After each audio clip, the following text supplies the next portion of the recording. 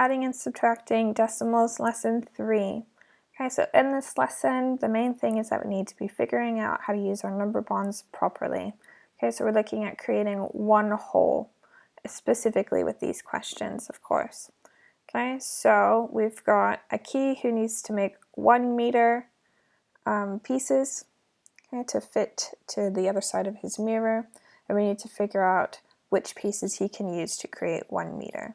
Okay, so thinking about what we know about addition and how we can get to one whole. Now remember, all of these numbers that are after the decimal point are like the fractions where they're leading up to one whole.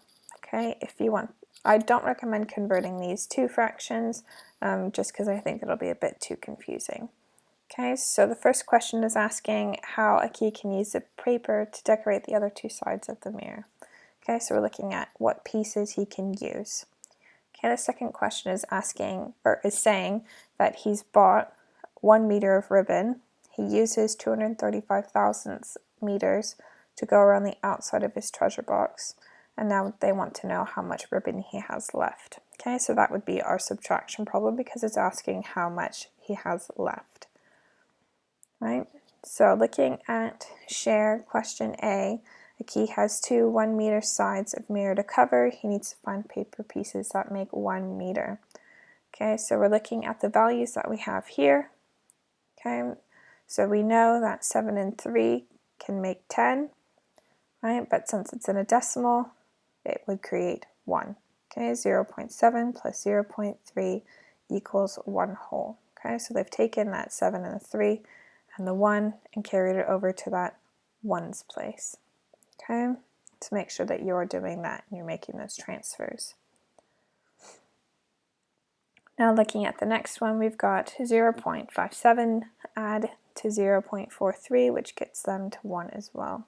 Okay, so we've got that same solution of 7 add 3, 1 to carry over, 5 add 4 is 9, another one to add to that from the 7 add 3, which gets us to 10 again, but that 1 belongs in the 1's place.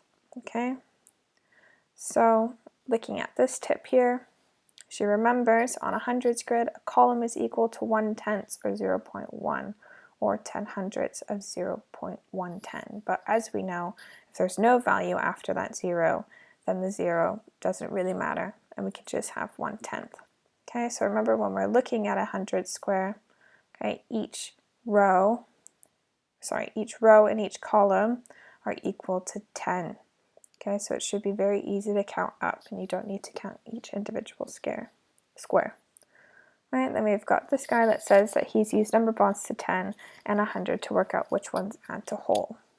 Okay, so think about that. Think about how you can create 10. Right, now looking at B, it's saying that we need to do subtraction, which I've already said to you. Okay, so they've used a part-whole model. Okay, so we've got 2 parts to create 1 whole. So we had the part that we knew, okay, and we also had the whole amount, which was 1 meter. Okay, so the part that we knew was 0.235 meters, 235 thousandths meters, right? And we need to do a subtraction from the whole. So we need to do a lot of exchanges there because we have 1 whole, and then we've got a lot of zeros after that to be able to subtract it from 0.235. Okay, so make sure that you're doing all of those exchanges properly, and that last digit, that last 0, is getting the value of 10 rather than 9. Okay, not all of these will get the value of 10, so you need to make sure that you're doing those additional exchanges so that you're doing the right calculation. Okay, keep that in mind.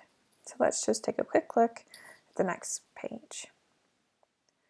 Right, so we've got think together 1, these pieces of decorative paper have been cut from 1 meter strips of paper. Okay, so remember we're still using our base 10 knowledge, and we'll continue to do that for the rest of the session.